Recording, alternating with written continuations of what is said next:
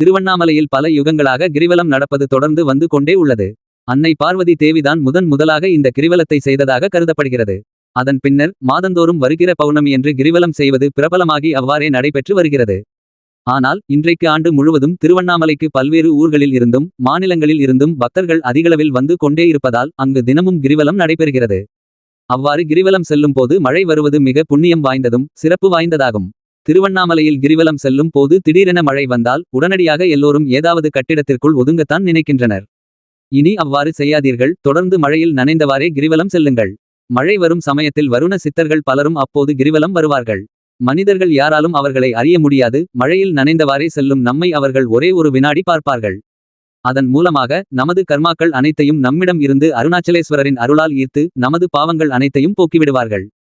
மேலும் அவர்களின் ஆசியையும் வழங்கி செல்வார்கள். இந்நிலையில் மழைக்காக ஒதுங்கினால் இது எதுவும் கிடைக்காது.